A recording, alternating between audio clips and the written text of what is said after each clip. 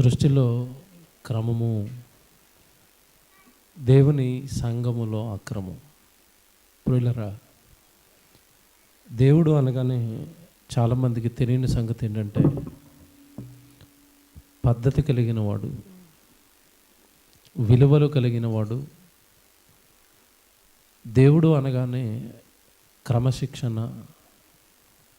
ఇవన్నీ కూడా దేవుడిలో కనిపించే లక్షణాలు, స్వభావాలు. అయితే భూమి మీద ఉన్న తన పిల్లల్లో కూడా దేవుడు అలాంటివే కనబడాలి, అలాంటి స్వభావమే కనబడాలి అని కోరుకున్నాడు. దానికి బెస్ట్ ఎగ్జాంపుల్గా ఆయన మన కళ్ళ ముందు పెట్టిందే ప్రకృతి, సృష్టి. ఈ సృష్టిలో దేవుడి నియమావళి మనకు కనబడుతుంది. దేవుడు పెట్టిన నిబంధన, దేవుడు పెట్టిన చట్టాలు సృష్టిలో మనకి కనబడతాయి. సృష్టి మనకి నేర్పించే పాఠం ఏంటంటే క్రమంగా నడుచుకోవటం అనేది సృష్టి మనకి నేర్పుతున్న పాఠాలలో అతిపెద్ద పాఠం అని చెప్పచ్చు. బైబిల్లో దేవుడు సృష్టిని ప్రారంభించినప్పుడు తన పిల్లల కోసం ఒక క్రమ పద్ధతిలో సృష్టిని చేసుకుంటూ వచ్చాడు. ఏదైనా అన్నా ఏది నిర్మించాలి, ఏదైనా అన్నా జీవులను చేయాలి, ఏదైనా అన్న చెట్లను చేయాలి, ఏదైనా అన్న సముద్రం చేయాలి, ఏదైనా అన్న పక్షులను చేయాలి, ఎప్పుడు సూర్యుని చేయాలి, ఎప్పుడు చంద్రుని చేయాలి, ఎప్పుడు భూమిని చేయాలి అని ఒక క్రమ పద్ధతిలో సృష్టిని చేసుకుంటూ వచ్చాడు. జాగ్రత్తగా వినండి.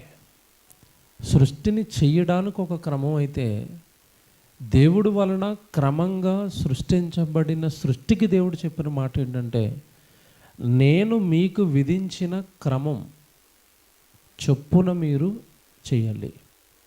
నేను ఏదైతే మీతో చెబుతానో అదే చేయాలి, ఎప్పుడైతే చేయమన్నానో అప్పుడే చేయాలి అని దేవుడు సృష్టికి ఒక క్రమాన్ని నియమించాడు. ఉదాహరణ, ఏమంటే మనం ఉంటున్న కాలం ఏ కాలం చెప్పండి? ఇది ఇప్పుడు ప్రస్తుతం ఏ కాలం? వర్షాకాలం.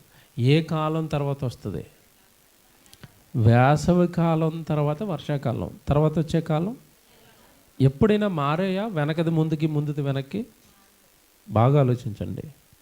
శీతాకాలం ముందు వచ్చేసిందండి, వేసవికాలం తర్వాత. ఎప్పుడైనా విన్నారా? చరిత్రలో ఎవరైనా చూసారా? ఎందుకు మారటం లేదు అంటే, దేవుడు సృష్టికి పెట్టిన క్రమం. పగటిని ఏలుటకు పెద్ద జ్యోతిని అంటాడు దేవుడు. అంటే పగలు ఎవరు రావాలి? పెద్ద జ్యోతి అనగానే సూర్యుడు. రాత్రిని ఏలుటకు చిన్న జ్యోతి, చంద్రుడు. అంటే పగలు సూర్యుడు రావాలి, రాత్రి చంద్రుడు రావాలి. ఎప్పుడైనా వాళ్ళిద్దరూ డ్యూటీ మార్చుకున్నారా? నేను నైట్ వెళ్తాను, నువ్వు పగలెళ్ళు అన్నాడు అనుకోండి, వాళ్ళలో వాళ్ళు మాట్లాడుకుని పగలు సూర్యుడు రావాల్సింది చంద్రుడు వచ్చి, రాత్రిపూట సూర్యుడు వస్తే ఎలాగుంటుంది ఒక్కసారి ఊహించుకోండి. ఎవడైనా బెడ్ మీద నిద్రపోతాడండి రాత్రి అంతా ఎండ కొడుతుంటే? పగలంతా ఎండ కొడుతూనే అది చల్లారడానికి రాత్రిపూట చాలా టైం పడుతుంది, 12-1 గంట అయితే కానీ చల్లబడదు. అలాంటిది నైట్ వచ్చాడు అనుకోండి సూర్యుడు, నిద్రపోతుందా ఏ జీవైనా? సృష్టి అంతా కూడా నాశనం అయిపోద్ది కదండి. పగలు వెళ్ళమన్న సూర్యుడు ఎప్పుడు వస్తున్నాడు? పగలే వస్తున్నాడు. వర్షాలు, కాలాలకి, ఋతువులకి క్రమం. ఏమంటే మనం తింటున్న పళ్ళు, కొన్ని ఫ్రూట్స్ ఉంటాయండి, సీజనల్ ఫ్రూట్స్ అంటారు వాటిని. మన వేసవికాలం ఏ పండు తిన్నారు? ఏ కాలంలో వస్తుంది అది? శీతాకాలంలో కాయమనండి మామిడి చెట్టుని, కాస్తుందా? కాయదు. ఎందుకు కాయదు ఎవరికి తెలీదు. ఎందుకు కాయదు అంటే, నువ్వు వేసవి కాలంలోనే కాయాలి అని దానికి నిబంధన, చట్టం, క్రమాన్ని నియమించింది ఎవరు? దేవుడు. సీతాఫలాలు ఎప్పుడు వస్తాయి? సీతాఫలాలు ఎప్పుడు వస్తాయి? శీతాకాలమే వస్తాయి. అప్పుడే తుమ్ములు, అప్పుడే జలుబు. అది తింటే ఆ జలుబు ఇంకా ఎక్స్ట్రా అవుతూ ఉంటుంది. ఎందుకో దేవుడు ఆ కాలంలోనే పెట్టాడు ఆ కాయ, సీతాఫలం. పుచ్చకాయ ఎప్పుడు వస్తుంది? వేసవికాలంలో వస్తుంది. ఎందుకు? నీ నోరంతా ఎండిపోతుంది కనుక ఎన్ని నీళ్లు తాగినా నీ దాహం తీరదు. ఒక పుచ్చకాయ మొక్క తింటే ఎంత రిలాక్స్ అండి, ఎంత హ్యాపీ అండి. అంటే ఏ పండు ఏ కాలంలో రావాలి, జాగ్రత్తగా వినండి. ఏ కాలము దేని తర్వాత ఏది రావాలి, ఎంత క్లారిటీగా దేవుడు సృష్టిని డిజైన్ చేశాడో, ఎప్పటికీ సృష్టిలో ఉన్న ఏది కూడా ఆ క్రమాన్ని మీరటం లేదు. జాగ్రత్తగా వినండి, సృష్టిలో ఏది కూడా క్రమాన్ని మీరదు. ఇంకోటి చెప్తాను మీకు, గేదె పిల్లని పెడితే ఏ పిల్లని పెడుతుంది? గేదె పిల్లే. పిల్లలు ఏమన్నా మారుతాయా? మారు. ఆవు ఆవులనే కంటది, గేదె గేదెలనే కంటది, పులి పులులనే కంటది. జాంకాయ ఏ కాయలు కాస్తుంది? జామకాయలే. మామిడి చెట్టు మామిడికాయ. ఎప్పుడైనా కాయలు మారాయా? మారవు. ఏ చెట్టు ఆ కాయ కాస్తుంది, ఏ జంతువు ఆ పిల్లనే కంటది, ఏ జీవి ఆ జాతినే అభివృద్ధి చేసుకుంటుంది. సృష్టి అంతా కూడా చాలా క్లారిటీగా ఉంటుంది. బైబిల్లో దేవుడు అండి సృష్టిని చూసి మురిసిపోయాడండి. దేవుడు చాలా ఆనందపడ్డాడు. నేను ఆదిలో ఆదామును కనక మునుపు మిమ్మల్ని చేసి మీకు ఏ క్రమాన్నైతే నేర్పించానో ఆ క్రమంలోనే మీరు బ్రతుకుతున్నారు, ఆ క్రమంలోనే మీరు నా కొరకు పనిచేస్తున్నారు అని సృష్టి గురించి దేవుడు ఇచ్చిన సాక్ష్యం చదవండి ఒకసారి. బైబిల్ ఎంత బాగుంటుందో ఏమండి. కీర్తనల గ్రంథం 148వ కీర్తన 6వ వచనం చదవండి. బైబిల్లో 5వ వచనం 6వ వచనం చదివితే, కీర్తనల గ్రంథం 148వ కీర్తన 5వ వచనం చదువుతున్నారు. 5వ వచనం, యెహోవా ఆజ్ఞయ్యగా అవి పుట్టెను, అవి యెహోవా నామమును స్తుతించునుగాక. ఏమండి, యెహోవా ఆజ్ఞయ్యగా పుట్టాయట. మనిషి ఆజ్ఞయ్యగా పుట్టాడా, చేతులతో చేసుకుంటే పుట్టాడా? చూసారా, మనిషికి ప్రకృతికి ఉన్న తేడా ఏంటంటే, సూర్యుడు కలుగుగాక కలిగింది దేవుడు అంటుంటే, చంద్రుడు కలుగుగాక కలిగింది, ఒక ఆవు కలుగుగాక కలిగింది, ఒక మేక కలుగుగాక కలిగింది, సముద్రాలు కలుగుగాక కలిగాయి. ఆదాము కలుగుగాక అన్నాడా? అనలేదండి. ఆదామును చేయడానికి తానే తన స్వహస్తాలతో నేల మట్టిని తీసుకుని నరుణ్ణి చేసి ఆ నరుడిలో మరలా తనలోని భాగమైన ఆత్మ జీవాత్మను పెడితే అప్పుడు నరుడు ఏమయ్యాడు?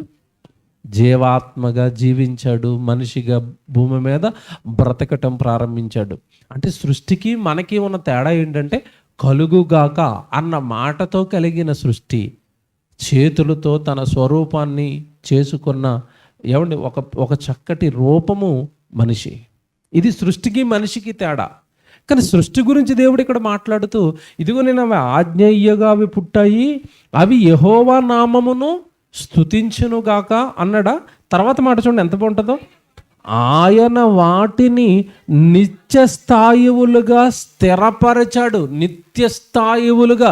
నువ్వు జీవితకాలం సూర్యుడు నువ్వు పగలే వచ్చి అండిచ్చి వెళ్ళిపోవాలి,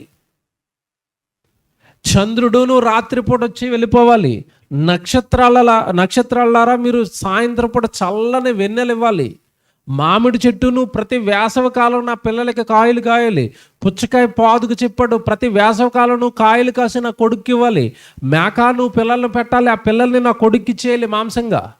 చూసారా, నిత్యస్థాయువు అంటే మీకు నేను చెబుతున్న పని స్థిరం, మీరు ఇలా చేయాల్సిందే అన్నాడు. దానిని ప్రకృతి శిరస్సావహించింది. ఎస్ మై లార్డ్, మీకోసం మీరు కనగా మీరు పుట్టిస్తే మేము పుట్టాం కదా, మేము బ్రతికినంత కాలం మేము చెప్పిందే చేస్తాం అంటే కిందకి వెళ్ళే జరిగి చూడండి. అవి యెహోవా నామమును స్తుతించునుగాక, వాటిని నిత్యస్థాయిలుగా స్థిరపరిచున్నాడు, ఆయన వాటికి కట్టడ నియమించాను. అండర్లైన్ చేసుకోండి, ఆయన వాటికి కట్టడ నియమించాడు. ప్రకృతికి దేవుడు ఏం పెట్టాడట? కట్టడ. సముద్రానికి దేవుడు కట్టడ పెట్టాడు, తెలుసలేదు మీకు? ఏం కట్టడ? ఇసుక నీకు సరిహద్దు, ఇసుక నీకు తలుపు, ఆ ఇసుక దాటి నువ్వు బయటకు రాకూడదు అన్నాడు. అందుకే సముద్రం చూడండి, ఎంత పెద్ద కెరటం వేసుకుని వచ్చినా సరే ఆ ఇసుక వరకు వచ్చి మళ్ళీ ఏమైపోతుంది? ఎందుకు వెళ్ళిపోయింది వెనక్కి? కట్టడ. సముద్రానికి కట్టడ. నువ్వు ఎక్కడ వరకే రావాలి, అక్కడ వరకే వస్తుంది అది. ప్రియులరా, దేవుడు ప్రకృతికి కట్టడను నియమించాడు. ఇప్పుడు నేను మాట్లాడుతాను, ప్రకృతికే కట్టడలు ఉన్నాయా, మనిషికి కూడా కట్టడలు ఉన్నాయా? మనిషికి ఉన్నాయా లేవా? ఉన్నాయి. ఇప్పుడు ప్రకృతికి దాన్ని పెట్టిన కట్టడ దగ్గర అది ఆగిపోయింది. మనిషికి దేవుడు పెట్టిన కట్టడ దగ్గర మనిషి ఆగాడా? ఆగుతాడా? ఏది బెటర్ చెప్పండి రెండిట్లో? సృష్టి బాగుందా, మనిషి బాగున్నాడా? ఒరే నువ్వు ఎంతవరకే మాట్లాడాలరా, మంచి మాటలే నువ్వు మాట్లాడాలరా, నీ నోట్లో నుంచి బూతులు రాకూడదురా, నీ నోట్లో నుంచి సరసోక్తులు రాకూడదురా, నీ నోట్లో నుంచి దుర్భాషలు రాకూడదురా అని చెప్పాడు. అంటే నోరును నువ్వు ఇక్కడ వరకే వాడాలి అని నోటికి దేవుడు కట్టడ పెట్టాడు. ఏ మనిషి అయినా కట్టడలో ఉన్నాడా? నోటి విషయంలో, మాటల విషయంలో ఉన్నాడా? మీరు చెప్పండి. లేరు. ఏ మనిషి నోరు అదుపులో ఉంది చెప్పండి ఈరోజు? ఏమంటే సమాజాన్ని సంస్కరించే వాళ్ళు, సమాజాన్ని పరిపాలించే వాళ్ళు, మేము ఎమ్మెల్యేలమని, మంత్రులమని, ముఖ్యమంత్రులమని వాళ్ళే అసెంబ్లీలో కూర్చుని బూతులు తిట్టుకుంటుంటే సామాన్య మనుషులు ఏం చేస్తారు చెప్పండి? కింద వారు మరీ బూతులు తిట్టుకుంటున్నారు. దాడులు. ఏమండి సొసైటీ బాగోలేదండి. సమాజం అంతా కూడా పాడైపోయింది, కుళ్ళిపోయింది ఒక రకంగా చెప్పాలంటే. కానీ ఒకటే మాట చెప్తున్నాను, సమాజం కుళ్ళిపోయినా పర్వాలేదు, సంఘము కుళ్ళిపోకూడదు. సమాజానికి దేవుడు లేడు, సంఘానికి ఎవరున్నారు? దేవుడు ఉన్నాడు. సమాజం క్రీస్తు రక్తంలో కడగబడలేదు, కానీ సంఘము క్రీస్తు రక్తంలో కడగబడింది. వాళ్ళ నోటికి అదుపు లేదు, కానీ మన నోటికి అదుపు ఉండాలి. మనిషి కట్టలు కట్టాడు మనిషికి. ఆ కట్లను మనిషి ఈరోజు తెంచుకొని తిరుగుతున్నాడు, తెంచేసుకున్నాడు. అందుకేనండి మనిషి జీవితం ప్రమాదంలో పడిపోయింది. మీరు విందురు కానీ ముందుకెళ్ళేసరికి ఈ కింద ఈ 148వ అధ్యాయంలోనండి, ఇదిగో దేవుడు వాటికి కట్టడ నియమించాను అన్నాడా? తర్వాత పదం చూడండి ఎంత ఆశ్చర్యం అంటే, ఏదియో దానిని అతిక్రమింపదు. ఏదియో అన్నాడు అంటే సృష్టిలో ఉన్న ఏది కూడా దేవుడి కట్టడను అతిక్రమింపదు. ఆవును మనకి పాలు ఇవ్వడానికి పుట్టించాడండి. ఎంత చెడ్డోడు, ఎంత తాగుబోతాడు, ఎంత తిరిగిపోతాడు దాని దగ్గరికి పాలు తీసుకోవడానికి వెళ్ళినా, నువ్వు ముంచాడు కదరా పాలు ఇవ్వను అంటదా? అంటదండి ఆవు. దానికి ఒక కట్టడ, వాడు ఏం చేసినా నీకు అనవసరం, నువ్వు వాడికి ఏమి ఇవ్వాలి? పాలు ఇవ్వాలి. మనం ఎలాంటి తిండి వేసినా, సరిగా దానికి వసతి కల్పించకపోయినా అది పాలిస్తూనే ఉంటుంది, మనల్ని పెంచుతూనే ఉంటుంది, పోషిస్తూనే ఉంటుంది. పిల్లరా, సృష్టిలో ఉన్న ప్రతిదానికి దేవుడు ఏం పెట్టాడు? కట్టడ. కట్టడ ఆ పదం చూస్తున్నాండి ఎంత ఆశ్చర్యం అండి. ఏదియో దానిని అతిక్రమింపదు. ఇది సృష్టి గురించి దేవుడిచ్చిన. మనుషులు కళ్ళ ముందు పెట్టి ఒక్కసారి చెట్లు, నీ కళ్ళ ముందున్న చెట్టును చూడు. ఒక మనిషి అని చెట్టు దగ్గరికి తీసుకెళ్తూ యేసుప్రభు ఒకసారి చెట్టు చూడు, చెట్టుకున్న నీతి చూడు, చెట్టుకున్న విలువలు చూడు, కనీసం చెట్టును చూసైనా నువ్వు పాఠం నేర్చుకోవా అని చెట్లను చూపిస్తున్నాడు ఒక సందర్భంలో యేసుక్రీస్తుల వారు. ఒకసారి మీరు అంటే సృష్టి యేసుక్రీస్తుల వారి విషయంలో ఎంత గొప్ప స్థితిలో ఉందో, ప్రభువు సృష్టిని ఎంత గొప్పదానిగా మన ముందు పెట్టి ప్రభువు పాఠాలు నేర్పిస్తున్నాడో ఒక సందర్భం చూద్దరు. కానీ లోకాసు వార్తకి రండి.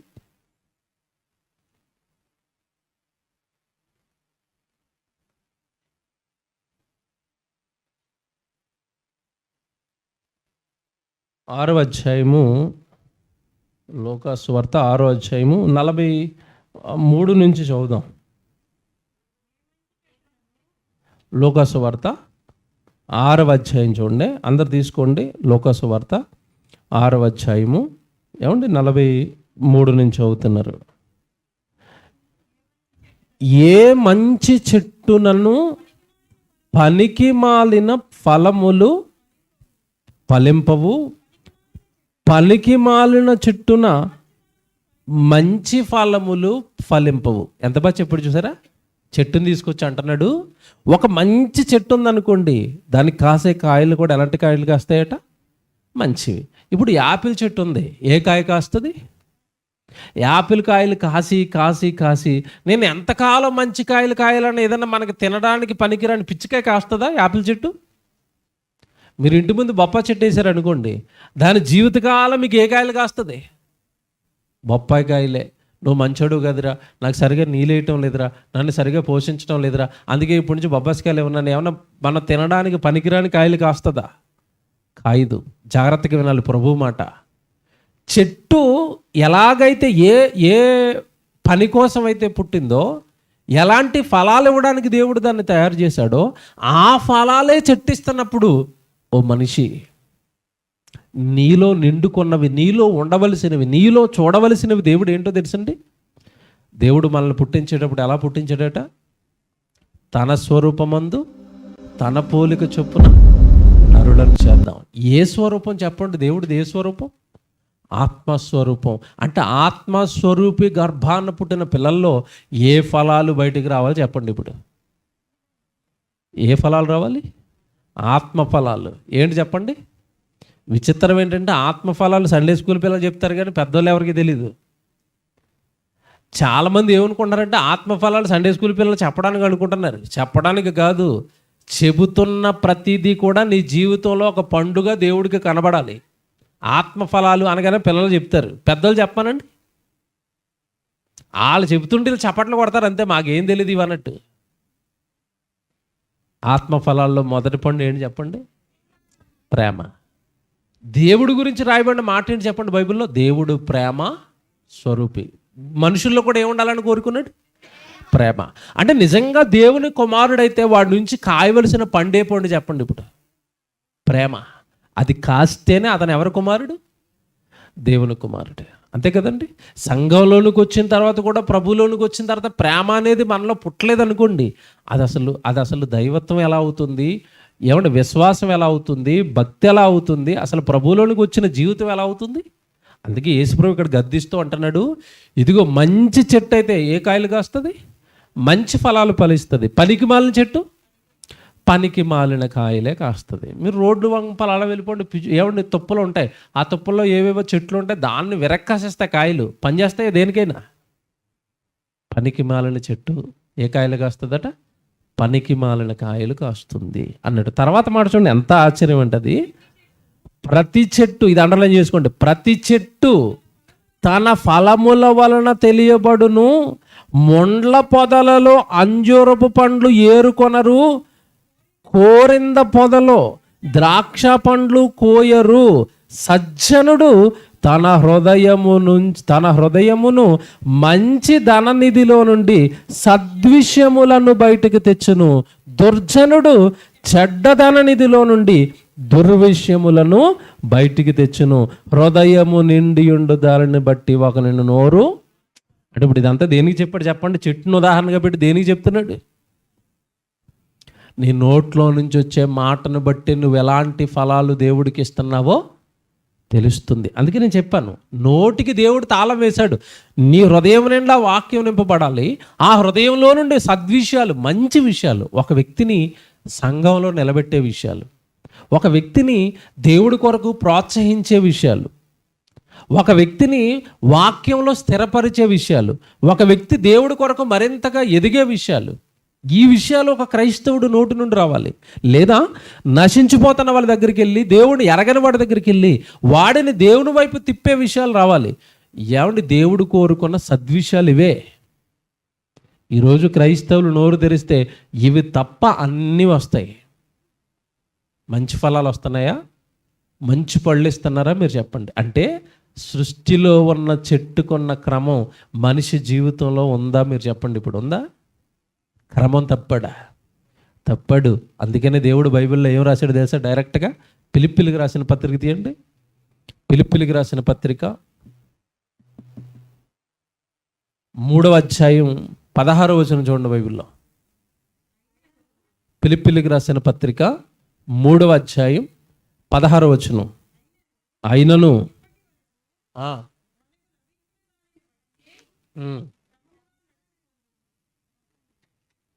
ఎలా నడుచుకోవాలట? క్రమముగా నడుచుకుందుము అని ఎందుకు రాశాడు చెప్పాలి నాకు. ఇప్పటి వరకు మనకు లభించిన దానిని బట్టి మనం ఎలా నడుచుకోవాలట? క్రమంగా నడుచుకుందాం అని రాశాడు. అంటే క్రమం తప్పారనే కదా. తప్పిన వాళ్ళకి ఏమని రాస్తాడు? క్రమంగా నడుచుకోండి, అంతే కదండి. ఇప్పటి వరకు మనకి లభించిన దానిని బట్టి మనము క్రమముగా నడుచుకుందాము. సంఘములో మనం ఎలా ఉండాలట? క్రమము. సంఘ క్రమాలు తెలియాలండి. మొదట జాగ్రత్తగా వినండి. సంఘ క్రమాలు తెలియాలి. సంఘంలోనికి చేర్చబడిన వ్యక్తికి సంఘపు నియమావళి తెలియాలి. సంఘంలోకి చేర్చబడిన వ్యక్తికి తాను సంఘంలో ఎలా ప్రవర్తించాలో తెలియాలి. ఎలాగా సంఘములో దేవుని ఎదుట ఎదగాలో తెలియాలి. ఒక సంఘములో ఒక వ్యక్తి ఎదగాలంటే దేవుడు ఎలాంటి స్వభావం, ఎలాంటి లక్షణాలు భూమి మీద సంఘంలోనికి చేర్చబడుతున్న విశ్వాసులు ఉండాలని కోరుకున్నాడో ఇవి తెలియాలి. మీకు తెలుసో లేదోనండి, మీరు న్యూస్ ఫాలో అయితే ఈ మధ్యకాలంలో మన ఏపీలో గవర్నమెంట్ మారిపోయింది, తెలుసు కదండి. ప్రభుత్వం మారిపోయింది. ప్రభుత్వం మారిపోయిన తర్వాత అండి అసెంబ్లీలోకి సుమారుగానట ఒక 50 మంది అట కొత్త తెలియాలి. ఇప్పుడు సంఘంలోనికి వచ్చిన వ్యక్తికి ఏం తెలియాలి? సంఘ క్రమాలు, సంఘ పద్ధతులు, సంఘ నియమాలు తెలియాలి. ఏమండి, చాలామందికి ఈ క్రమము, ఈ పద్ధతి అంటే ఇవి పెద్దగా నచ్చవండి. ఎందుకంటే స్వాతంత్ర్యానికి అలవాటు పడిపోయిన మనిషి నువ్వు ఇలా ఉండాలి అని ఎవరైనా చెబుతుంటే విని నడుచుకోవడానికి ఇష్టపడే రోజులు కావివి. అందుకే చాలామంది ఈ క్రమంగా ఉండండి, పద్ధతిగా ఉండండి అంటే చాలామందికి ఇవేవో చాలా అలర్జీగా, ఏమో మాకు కాదులే అన్నట్టుగా, మేము ఉండలేము అన్నట్టుగా ఉంటున్నాయి. కానీ ఒక విషయం జ్ఞాపకం చేస్తాను. సంఘాన్ని ప్రారంభించింది ఎవరు చెప్పండి? ప్రభువు చెప్పిన మాటల ప్రకారం సంఘాన్ని ప్రారంభించింది ఎవరు? పేతురు గారు అపోస్తులు సంఘాన్ని ప్రారంభిస్తే కాస్త ఆలస్యంగా సేవలోనికి వచ్చాడు పౌలు గారు. జాగ్రత్తగా వినాలి ఇది.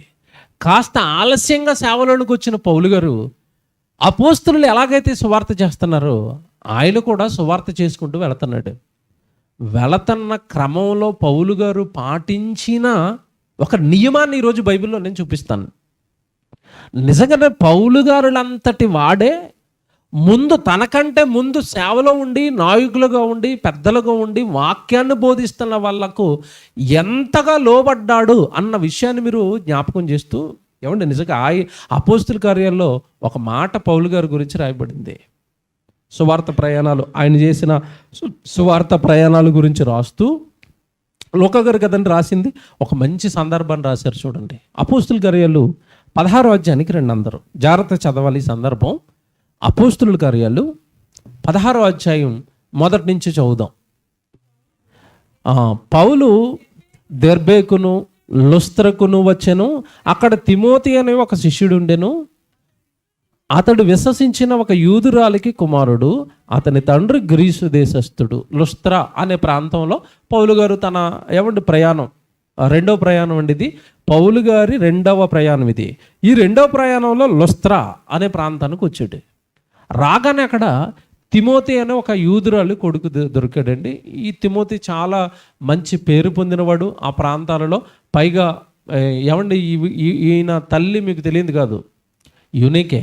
ఆవిడ తల్లి మళ్ళీ లోయి. వాళ్ళది ఎలాంటి కుటుంబం అంటే విశ్వాసం. ఎలాంటి విశ్వాసం అంటే నిష్కపటమైన విశ్వాసం కలిగిన కుటుంబం అని ఆ కుటుంబం గురించి తిమోతి పత్రికల్లో పౌలు గారు సాక్ష్యం ఇస్తాడు.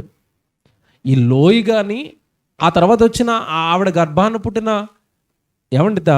తిమోతి గారి తల్లి యునికే కానీ నిష్కపటమైన విశ్వాసం అండి దేవుని ఎడల. చాలా గొప్ప వాళ్ళు. వాళ్ళ గర్భాన్న చక్కగా వచ్చాడు తిమోతి, చిన్నప్పటి నుంచే పెంచాడు. ఇక్కడ విషయం ఏంటంటేనండి, ఇక్కడ తిమోతి గారి తల్లి గురించి దేవుడు ఒక మాట రాయించాడు ఇక్కడ. ఏమని? విశ్వాసం కలిగిన ఒక యూదురాలి కుమారుడు అన్నాడా. తండ్రి గురించి చెప్తూ అక్కడ ఏమని రాశాడు చూడండి. అతని తండ్రి గ్రీసు దేశస్థుడు. తిమోతి గారి తండ్రి ఎవరట? గ్రీసు దేశస్థుడు. తల్లి యూదురాలు, తండ్రి ఎవరు? గ్రీసు దేశస్థులు. గ్రీసు దేశస్థులు అనగానే మీకు ఒకటి జ్ఞాపకం రావాలి. వీళ్ళు ఎలాంటి వాళ్ళు తెలుసండి? యూదులు సూచక్రియలు చేయమని అడుగుతున్నారు. గ్రీసు దేశస్థులు జ్ఞానమును వెతుకుతున్నారు. వీళ్ళు ఎప్పుడు కూడా ఎక్కడ జ్ఞానం వెతుకుతుందని దొరికే వాళ్ళే తప్ప బైబిల్ని కానీ యేసుక్రీస్తుల వారిని కానీ తక్కువగా అంగీకరించేవాళ్ళు. ఈ గ్రీసు దేశస్థులు అంగీకరించిన వాళ్ళు ఉన్నారు, తక్కువగా అంగీకరించేవారు. ఇందులోనండి ఇతని గురించి, తిమోతి తండ్రి గురించి మీరు బాగా ఆలోచిస్తే, అసలు యూదుల పిల్లలకండి సున్నతి ఎప్పుడు చేస్తారు చెప్పండి? సున్నతి ఎప్పుడు చేస్తారు? 8వ రోజు సున్నతి చేసేస్తారు కదండి. తిమోతి పెద్దవాడైపోయినా యవ్వనానికి వచ్చేసినా సరే అప్పటికింకా సున్నతి చేయించలేదు. అంటే ఈ గ్రీసు దేశస్థుడైన తిమోతి తండ్రి ధర్మశాస్త్రాన్ని పాటిస్తున్నాడా, పాటించటం లేదా? పాటించటం. తల్లి విశ్వాసురాలే, తల్లి భక్తిపరురాలే, కానీ తండ్రి ఎవరు? గ్రీసు దేశస్థుడు. ఇక్కడ నేను యునేకి గురించి బాగా ఆలోచించానండి. తండ్రి ఒక అన్యజనుడైనా సరే బిడ్డను బాల్యము నుండి ఎలా పెంచింది? భక్తిలో పెంచింది. ఈరోజు తల్లులకి ఎవరైనా అలాంటి పరిస్థితులు ఉన్నాయా? ఇద్దరు గుడికి వస్తారు, ఇద్దరు బాప్తీసం తీసుకున్నారు. పిల్లల్ని దేవుడి కోసం పెంచండి అంటే తల్లి 100 సాకులు చెప్తుంది. ఆడు మాట వినటం లేదంటది, స్కూల్కి వెళ్తున్నాడు అంటది, లేదా చదువులో బిజీగా ఉన్నాడు అంటది, సరిగా గుడికి తీసుకురారు, సరిగా వాడికి ప్రార్థన నేర్పరు, సరిగా భక్తి నేర్పరు, సరిగా కొంచెం పెద్దలకి లోపడరా, నువ్వు చక్కగా దేవుడి సన్నిధిలో వాడబడరా, ఇవేవి కూడా తల్లులు చెప్పరండి. కానీ తండ్రి అన్యజడైనా సరే, ధర్మశాస్త్రాన్ని పాటించిన వ్యక్తి అయినా సరే, తిమోతిని మాత్రం తల్లి ఎలా పెంచింది? చిన్నప్పటి నుంచి భక్తిలో పెంచింది. అయితే పౌలు గారు తర్వాత తీసుకెళ్ళి సున్నతి చేయిస్తాడు. ఈ సందర్భం మీకు తెలుసు. సున్నతి చేయించాడు. కిందకి వెళ్ళేసరికి 3వ వచనంలో ఏమండి, 3వ వచనం చదివితే, అతడు తనతో కూడా బయలుదేరి రావాలని పౌలు కోరి అతని తండ్రి గ్రీసు దేశస్థుడని ఆ ప్రదేశంలోని యూదులు అందరికీ తెలియను కనుక వారిని బట్టి అతను తీసుకుని అతనికి ఏం చేయించాడు? సున్నతి ఎవరు చేయించాలి? తండ్రి చేయించాలి. కానీ ఎవరు చేయించారు? చివరికి పౌలు గారు చేయించారు. కారణం ఏంటంటే తన ఆత్మీయ కుమారుడుగా భావించి సేవలోకి తీసుకెళ్తున్నాడు కనుక అది అడ్డంకుగా మారకూడదు కనుక యూదుల మధ్యలో తిమోతికి సున్నతి చేయించాడు. ఇక్కడ వరకు ఓకే. ఇప్పుడు వచనం చాలా జాగ్రత్త చదవాలి. 4వ వచనం, వారు ఆయా పట్టణముల ద్వారా వెళ్ళుచు యెరూషలేములో ఉన్న అపోస్తులను పెద్దలను నిర్ణయించిన విధులను గైకొనుటకు వాటిని వారికి అప్పగించిరి. స్వార్థకు వెళుతూ కడతన్న సంఘాలలో ఉంటున్న విశ్వాసులకి ఏ విధులు నియమిస్తున్నారట? యెరూషలేములో ఉన్న అపోస్తులు పెద్దలు నియమించిన కట్టడలు, సంఘానికి అపోస్తులు కట్టడలు నియమించారు. ఇదిగో ఆ కట్టడలలో మీరు ఉండాలి అంటున్నాడు. అంటే ఇప్పుడు సంఘానికి ఏమున్నాయి? విధులు, కట్టడలు. ఎవరు నిర్ణయిస్తున్నారు? పెద్దలు చేత. అంటే పరిశుద్ధాత్మతో ప్రేరేపింపబడిన వారే వాక్యాన్ని బోధిస్తూ సేవలు జరిగిస్తున్న పెద్దల ద్వారా వస్తున్న నియమాలు, విధులు సంఘం ఏం చేయాలి? పాటించాలి. అలా పాటించిన సంఘం వర్ధిల్లుతుంది. ఎలా చెప్తారంటారా? ఆ తర్వాత మాట చదవండి. అక్కడ వారు ఆయా పట్టణముల ద్వారా వెళ్ళుచు యెరూషలేములో ఉన్న అపోస్తులను పెద్దలను నిర్ణయించిన విధులను గైకొనుటకు వాటిని వారికి అప్పగించిరి. కనుక 5వ వచనం చూసారా? కనుక సంఘములు విశ్వాసమందు స్థిరపడి అనుదిన లెక్కకు. కనుక అంటే ఏం చేసింది సంఘం? పెద్దలకు లోబడింది. వాక్యాన్ని చెబుతున్న సేవకుడికి లోబడి ఇదిగో ఆయన పెట్టిన కట్టడలను విధులను పాటించటం వలన ఆ సంఘం ఏమైందట? విస్తరించింది. దేవుని వలన ఆశీర్వదింపబడింది. దేవుడు తోడుగా ఉన్న సంఘంగా మారింది. ప్రియులరా, ఒక్క విషయం మీరు జాగ్రత్తగా ఆలోచించాలి. కుటుంబంలో ఉంటున్న తండ్రికి కుటుంబంలో ఉన్న వాళ్ళు లోబడలేదనుకోండి, భార్య కానీ పిల్లలు కానీ లోబడలేదనుకోండి, మాట వినలేదనుకోండి, ఆ కుటుంబం ఏమవుతుంది చెప్పండి? చెడిపోతుంది. సంఘానికి నడిపిస్తున్న సేవకులు కానీ పెద్దలు కానీ ఏమంటే సంఘాన్ని నడిపిస్తున్న వారు పెట్టిన కట్టడలకు విధులకు క్రమంగా ఆ సంఘం పాటించలేదనుకోండి, సంఘం కూడా ఏమవుతుంది? పాడవుతుంది. జాగ్రత్తగా ఆలోచించండి. నేను చెప్పేది బైబిల్లో వచనం చూపించాను మీకు. క్రమము అంటే సంఘానికి దేవుడు క్రమాన్ని నియమిస్తున్నాడు పెద్దల ద్వారా. క్రమము క్రమము క్రమము ఏంటంటే ఆ క్రమం అంటారా?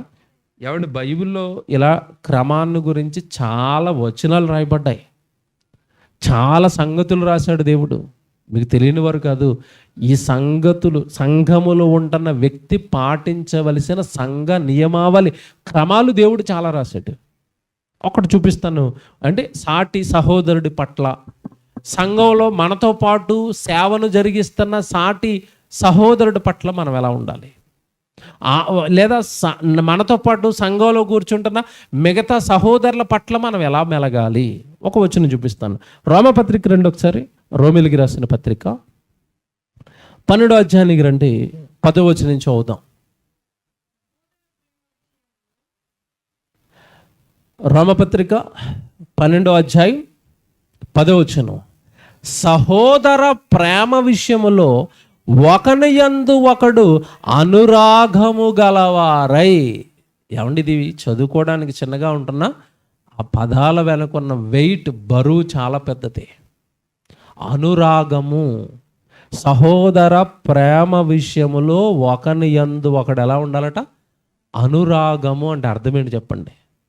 తెలిసి పదానికి అర్థం అనురాగం ఎవరెవరి మధ్యలో కనపడుతుంది తెలుసండి? మీకు ఒక ఉదాహరణ చెప్తాను, నిజమో కదా ఆలోచించండి. స్త్రీలు ఉన్నారు కదా, మీతో పాటు ఏమంటే చిన్ననాడు పుట్టి పెరిగి పెద్దదై మీకు వివాహం అయింది, ఒక ఇంటికి వెళ్ళిపోయారు. ఆవిడికి వివాహం అయిపోయింది, ఇంకొంటికి వెళ్ళిపోయింది. మీ అక్క మీద చెల్లికి ఏముంటుంది చెప్పండి? ప్రేమతో కూడిన అనురాగం. అక్క ఫోన్ చేసి రేపు మీ ఇంటికి వస్తున్నాను అని చెప్పింది అనుకోండి, చెల్లి ఏం చేస్తుంది చెప్పాలి? ఏం చేస్తుంది?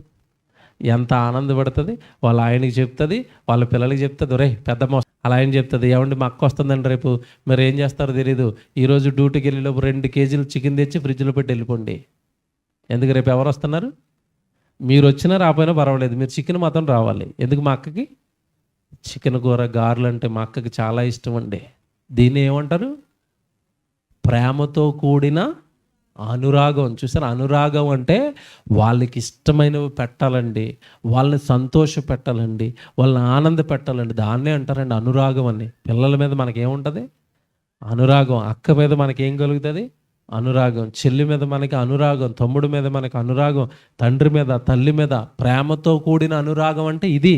వాళ్ళని ఆప్యాయంగా పలకరించటం, నిండు హృదయంతో మనస్ఫూర్తిగా వాళ్ళని సంతోషపెట్టాలి. మా అక్క చాలా రోజులకి మా ఇంటికి వస్తుంది. మీకు ఇది అర్థమైతే ఈ అనురాగం మనకి మన అక్క మీద ఉంటుంది, చెల్లి మీద ఉంటుంది, అమ్మ మీద ఉంటుంది, నాన్న మీద ఉంటుంది. కానీ ఎవరి మీద ఉండాలని కోరుకుంటున్నాడు దేవుడు? సంఘములో సహోదరుల మీద అనురాగముతో కూడిన ప్రేమ. ఇది ఉందనుకోండి, సంఘం ఎలా ఉంటుంది చెప్పండి? ఒక్కసారి ఊహించుకోండి ఎలా ఉంటుంది. ఒక్కసారి ఊహించుకోండి, సంఘంలో ఉన్న వాళ్ళందరూ సొంత అక్కను ప్రేమించినట్టుగా పక్కన కూర్చున్న ఆవిడని ప్రేమిస్తే, సొంత తమ్ముడిని ప్రేమించినట్టుగా పక్కన కూర్చున్న తమ్ముడిని ప్రేమిస్తే, సొంత అన్నను ప్రేమించినట్టుగా సంఘంలో వయసులో పెద్దగా ఉన్న ఆయన్ని ప్రేమిస్తే, వయసులో వృద్ధుడిగా ఉన్న అతను మా నాన్న ఎలాగైతే ప్రేమిస్తానో అలాగే నువ్వు చాలా బాగా పాడే తమ్ముడు, నువ్వు ఇంకా ప్రాక్టీస్ చేస్తే ఇంకా బాగా పాడతావు తమ్ముడు, నీ పాట వింటే చాలామంది మారుతారు తమ్ముడు అన్నారు అనుకోండి, అతనికి ఏమనిపిస్తుంది? మళ్ళా మరో పాట నేర్చుకొని పాడాలనిపిస్తుంది. సూపర్ తమ్ముడు అంటే ఇంకోటి చేయాలనుకుంటాడు. పాడిన తర్వాత ఏం పాడావు తమ్ముడు, ట్రాక్ పక్కకి వెళ్తావు, నువ్వు పక్కకు పోయావు అన్నారు అనుకోండి, మళ్ళీ మైక్ కట్టుకుంటాడా? మీరు బాగా ఆలోచించండి. మైక్ పట్టుకోవాలని ధైర్యం వస్తుందా? చిచ్చే, ఏదో తెలుసో తెలియకో ధైర్యం చేశాను, నేను బాగా పాడటం లేదట, ఇక నేను ఏం చేయకూడదు? పాట పాడకూడదు, నిరుత్సాహపరచకూడదు. ఎవరైనా మీటింగ్ పెట్టారా? చాలా బాగా చేశారు తమ్ముడు, అసలు మీకున్న కష్టంలో, మీకున్న లేమిలో ఇంత గొప్ప మీటింగ్ చేశారంటే నిజంగా మీ భక్తి గొప్పది. మీరు అలాగే ఎవరినైనా పాజిటివ్గా మాట్లాడండి వాళ్ళ ముందు. వాక్యం చెప్తున్న ప్రసంగికుడు సేవకుడు ఉంటాడా? నిజంగా చెప్తున్నాడు, సేవకుడు మనసండి. ఆయన ప్రసంగం చెప్పడానికి చాలా కష్టపడతాడు, అది నాకు తెలుసు. ఎందుకంటే చెప్పింది చెప్తే మీరు వింటారా? రోజు ఒకటే పాఠం చెప్తున్నాడు అనుకోండి, ఎలాగుంటుంది? ఆ పాఠాలు తీయడానికి వాళ్ళు ఎంత నలిగిపోతారో, ఎన్ని గంటలు ఆలోచిస్తారో నాకు తెలుసు. ఆ పాఠం చెప్పిన తర్వాత, అన్న ఈరోజు పాఠం చాలా బాగుందన్న, నాకు చాలా ఆత్మీయంగా నన్ను బలపరిచింది అనండి. అతను మరొకటి కొత్త చెప్పడానికి ప్రయత్నిస్తాడు, మరో సంగతి చెప్పాలనుకుంటాడు. చెప్పిన తర్వాత, అన్న ఇది మొన్న చెప్పిన పాఠమే కదా అనండి. ఎలాగుంటుంది ఆయనకి? వీళ్ళకి ఎంత చెప్పినా ఇంతేరా అనుకుంటాడు.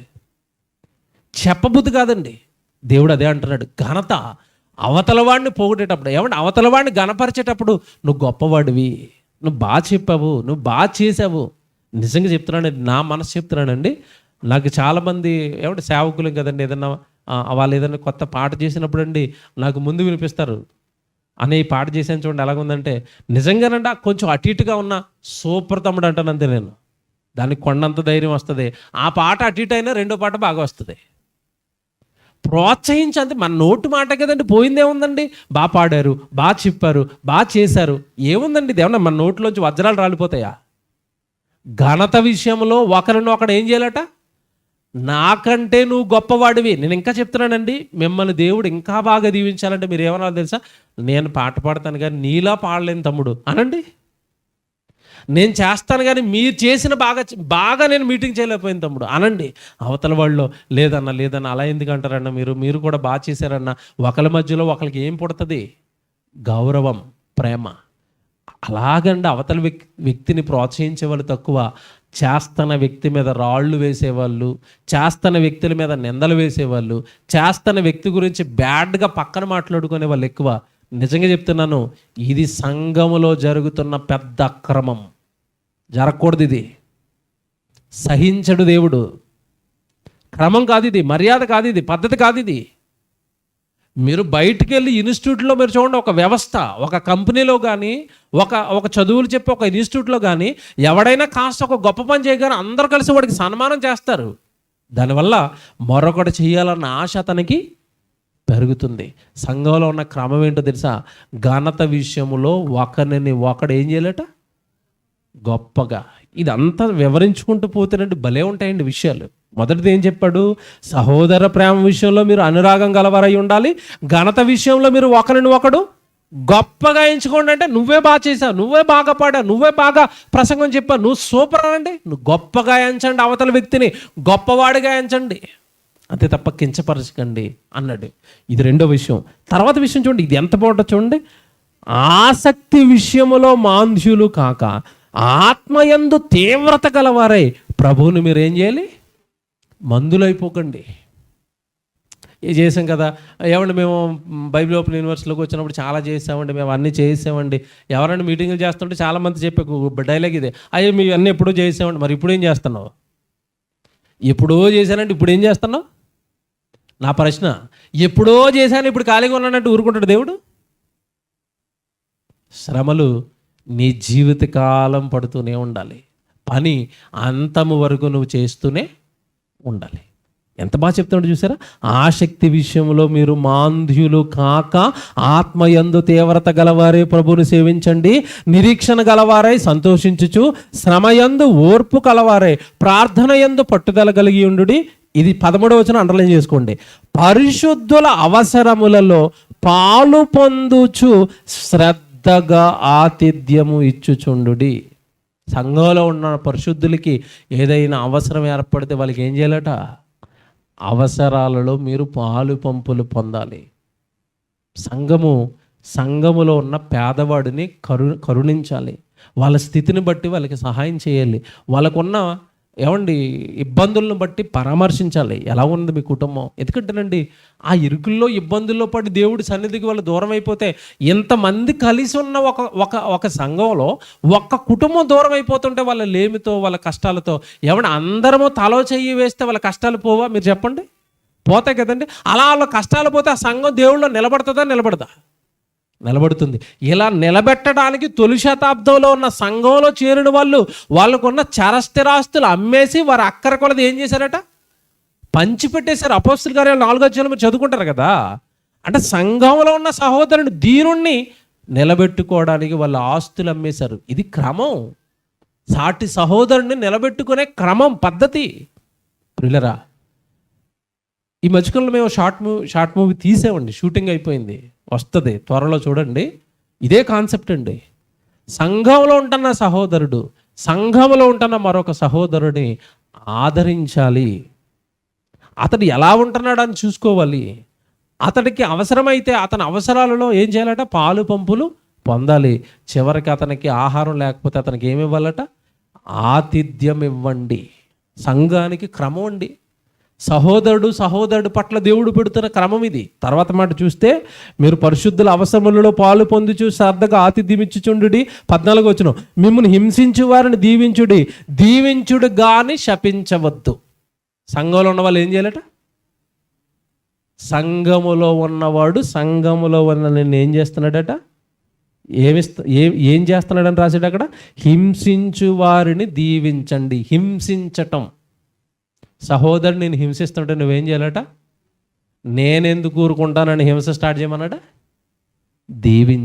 దీవించటం క్రమం, శపించటం అక్రమం. చూసారా క్రమం? చూసారా బైబిల్లో ఎలాగుందో? సంఘంలోకి వచ్చిన వాళ్ళందరికీ ఇవన్నీ నియమాలు అనమాట. ఒక సహోదరుడు మధ్యలో ఒక సహోదరుడికి మరి ఏదైనా వివాదం వస్తే హింసిస్తుంటే మీరు దీవించండి, కానీ అతను మీరు ఏం చేయొద్దు?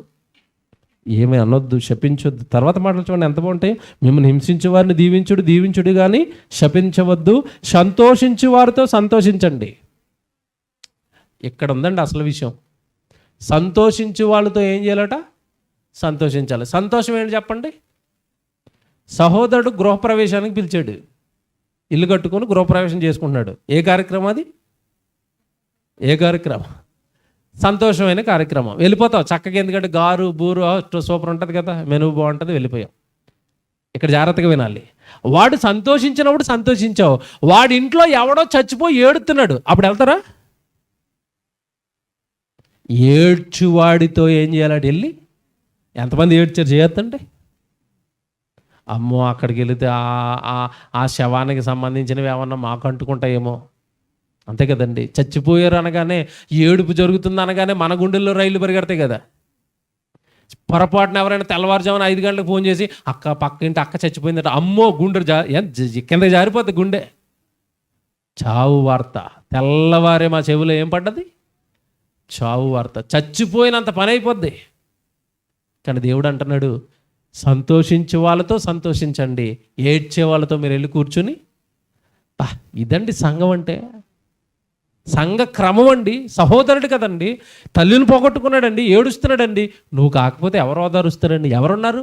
ఏమండి సంఘం అంటే ఏంటో తెలుసండి. మనము లోకంలో ఉన్న వాళ్ళు దేవుళ్ళు అంటే అవన్నీ కాదు. మా ప్రభువే, యేసు ప్రభువే దేవుడు అని ఇక్కడికి వచ్చాం. వస్తున్న క్రమంలో ఎంతోమంది మనల్ని విడిచిపెట్టలేదా? మిమ్మల్ని విడిచిపెట్టలేదండి. చాలామంది విడిచిపెట్టేశారు. మిమ్మల్ని విడిచిపెట్టారు, ఈ పక్కన ఉన్నవాడిని విడిచిపెట్టారు. అందరినీ వదులుకొని ఇక్కడికి వచ్చిన మనం ఒకరినొకరు ఏం చేయాలి?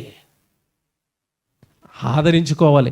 మనకి మనమే ఆదరించుకోవాలి, మనకి మనమే సహాయం చేసుకోవాలి, మనకి మనమే తోడుగా ఉండాలి, మనకి మనమే ప్రతి కష్టంలో వెన్నుదన్నుగా నిలబడాలి. ఇది సంఘ క్రమం.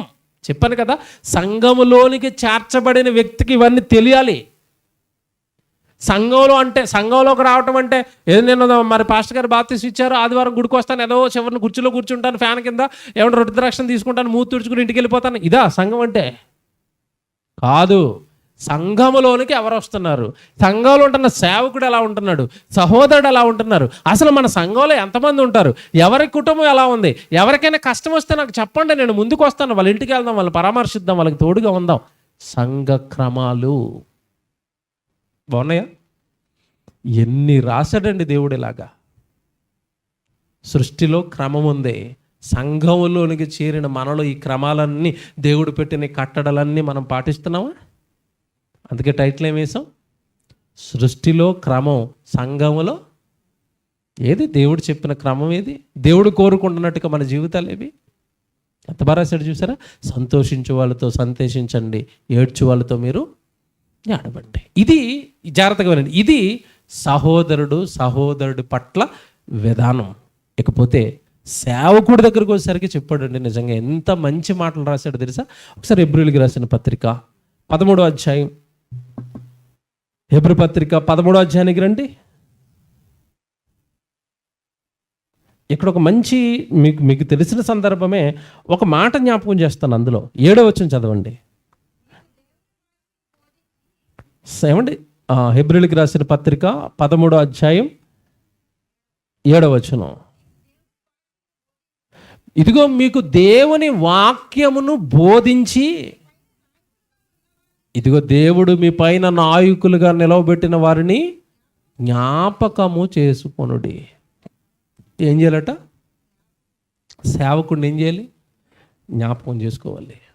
ఏమంటే నిజంగా మీరు మనసు పెట్టి వాక్యం చదువుతున్న వాళ్ళందరూ వినండి. మీకు ప్రతిరోజు వాక్యం నేర్పిస్తున్న సేవకుడు మీ జ్ఞాపకాలలో ఉంటాడా? మీరు రాత్రి ప్రార్థన చేసేటప్పుడు మీ సేవకుడు మీకు జ్ఞాపకం వస్తాడా? ఆయన వాక్యం చెప్పబట్టే మా కుటుంబం కొంచెం దేవుళ్ళలో నిలబడిందండి. ఆయన వాక్యం చెప్పబట్టే మా పిల్లలు కాస్త భక్తిలో ఉంటున్నారు, భయంలో ఉంటున్నారు. అతని నోట వస్తున్న దేవుడు మాటలే కొంచెం మేము లోకంలో పడిపోకుండా మా ఆత్మీయ జీవితాన్ని మేము నిలబెట్టుకుంటున్నాం. కొంచెం ఆయనకి మంచి ఆరోగ్యం ఇవ్వండి, మంచి జ్ఞానం ఇవ్వండి, ఆయన కుటుంబాన్ని దీవించండి. ఎంతమంది ప్రార్థన చేస్తారు చెప్పండి? Very good. సంఘ క్రమంలో ఇదొకటండి. సంఘ నాయకుడిని ఏం చేయాలట? జ్ఞాపకం చేసుకోవాలి. నిజంగా చెప్తున్నానండి, మా సంఘం చాలా మంచి సంఘం అండి. నేను వాళ్ళ మధ్యలో ఉండేదండి. వారంలో ఒక రోజు ఉంటానండి. అప్పుడప్పుడు ఏమైనా స్పెషల్ ప్రోగ్రామ్స్ ఉంటే ఉంటాను. ఎక్కువ శాతం అండి నేను ఇలాగా సువార్తలకు అక్కడక్కడ ప్రసంగాలు చెప్పుకుంటూ తిరుగుతాను. మీరు నమ్మరండి, మా సంఘంలో ఉన్న మ్యాక్సిమం అన్ని కుటుంబాలు కూడా వాళ్ళ కుటుంబ ప్రార్థనలో నన్ను జ్ఞాపకం చేసుకుంటాయి. ఎందుకంటే ఒకప్పుడు వాళ్ళతో పాటే ఉన్నాను. వాళ్ళందరినీ మంచి మంచి వాక్యాలు చెప్పాను. చాలామందికి బాప్తిస్మాలు ఇచ్చాను, సంఘంలో నిలబెట్టాను. ఏమండి, మా అన్న చాలా దూరం వెళ్తున్నాడు తండ్రి, సువార్తలకు వెళ్ళిపోతున్నాడు తండ్రి, ప్రయాణాలు చేస్తున్నాడు తండ్రి, ఆయన ఆరోగ్యం ఏమైపోతుందో తండ్రి, ఆయన ఆరోగ్యాన్ని కాపాడండి అని సంఘంలో నా కోసం ప్రార్థన చేస్తారండి. వాళ్ళ ప్రార్థనే ఈరోజు నేను తిరగడానికి కానీ, నా కుటుంబం క్షేమంగా ఉండడానికి కానీ, దేవుడు నాకు తోడుగా ఉండడానికి ఆ ప్రార్థనలే కారణం. బైబిల్ ప్రకారం అండి, నిజంగా చెప్తున్నాను, సేవకుడు మీకోసం ప్రార్థన చేయాలి. మీరందరూ సేవకుడి కోసం ప్రార్థన చేయాలి. ఒకరి ప్రార్థన మరొకరి పాపాలను క్షమిస్తుంది. మీకు తెలుసో లేదో బైబిల్ ప్రకారం? తెలుసా మీకు అది? ఆయన మీకోసం ప్రార్థన చేస్తూ ఉంటే మీరు తెలుసో తెలియకో మీరు చేసిన పాపాలు ఆయన ప్రార్థన వల్ల మీకు ఏమవుతాయి? క్షమించబడతాయి. అంటే సంఘములో మన కోసం ప్రార్థన చేసే ఒక దైవజనుడు ఉండాలి. సంఘములో మన కోసం ప్రార్థన చేసిన ఒక కుటుంబం, ఒక సహోదరుడు మన కోసం ఉండాలి. మన కోసం వాళ్ళు ఎప్పుడూ ప్రార్థన చేస్తూ ఉండాలి. అంత ప్రేమ సంఘములో ఉంటున్న సహోదరుల పట్ల, అంత ప్రేమ సంఘములో ఉంటున్న సేవకుడు పట్ల మనం పొందుకోవాలి. అలాగే సేవకుడిని సంఘము జ్ఞాపకం చేసుకోవాలట. ప్రార్థనలో జ్ఞాపకం చేసుకోనండి, ఆయనకు వస్తున్న కష్టాల్లో జ్ఞాపకం చేసుకోనండి, ఆయన కుటుంబాన్ని జ్ఞాపకం చేసుకోనండి, ఆయన ఆహారాన్ని జ్ఞాపకం చేసుకోనండి. ఒకరికి ఒకరు సంఘంలో ఉంటున్న సహోదరులు, సేవకులు ఎంత ప్రేమతో ఉండాలట. ఇది సంఘ క్రమం. కిందకి వెళ్ళేసరికి ఎంత మంచి మాట అంటే, ఒకసారి 7వ వచనం వాళ్ళు చదువుతారా? మీకు దేవుని వాక్యమును బోధించి మీ పైన నాయకులుగా ఉన్న వారిని జ్ఞాపకం చేసుకుని వారి ప్రవర్తన ఫలమును శ్రద్ధగా తలంచుకొనుచు. వారి ప్రవర్తన ఫలము అంటే వాళ్ళు ఎలా ప్రవర్తిస్తున్నారు, ఎంత కష్టకాలంలో దేవుడు పనిచేస్తున్నారు. తెల్లవారు ఏమండి, మీరు నిజంగానండి గుంటూరు నుంచి మేము తెల్లవారు చూసేసరికి ఆశ్చర్యపోతాం. ప్రతిరోజు 4 గంటలకు 5 గంటలకు క్లాసులు జరుగుతూనే ఉంటాయి. అంత తెల్లవారుజామున నిద్ర మానుకుని సేవకుడు లేచి వాక్యాలు చెప్పిస్తున్నాడు అంటే అది దేవుడి మీద అతనికి ఉన్న ప్రేమ. పిల్లలకి కాస్త వాక్యాలు చెప్పి నిలబెట్టాలి అన్న దైవ సంబంధమైన ఆలోచన. వారి ప్రవర్తన ఫలమును శ్రద్ధగా తలంచుకొనుచు అంటే దేవుడిలో వాళ్ళు ఎలా ప్రవర్తిస్తున్నారు. నిద్ర మానుకుంటున్నారు, ఆరోగ్యాన్ని ఇస్తున్నారు, కుటుంబాలను విడిచిపెడుతున్నారు, దేవుడే సర్వస్వం అనుకుంటున్నారు. ఆ ప్రవర్తన ఫలాన్ని శ్రద్ధగా చూసారు అలా రాస్తున్నాడు. వారి యొక్క ప్రవర్తన ఫలమును శ్రద్ధగా తలంచుకొనండి. ఆలోచించండి. చాలామంది సేవ అంటే ఏదో వస్తున్నారు, ప్రసంగాలు చెప్తున్నారు అనుకుంటారు. దాని వెనకాల వాళ్ళు పడుతున్న కష్టాలు అన్నిన్ని కాదు, వాళ్ళు మోస్తున్న నిందలు అన్నిన్ని కాదండి. సంఘంలో క్రమం ఇది, ప్రేమ పద్ధతిది. శ్రద్ధగా తలంచుకొనుచు అన్నడా? అయిపోలేదు. వారి విశ్వాసమును మీరేం చేయాలి? అనుసరించండి. వాళ్ళు చూడండి ఎంత భక్తిగా ఉంటున్నారు, ఎంత విశ్వాసంగా దేవుడి కోసం బ్రతుకుతున్నారు. దాన్ని అనుసరించండి. ఒకవేళ మీరు ఈ క్రమాన్ని మీరి గనుక 17వ వచనానికి వెళ్ళిపోయేసరికి చెప్తాడు.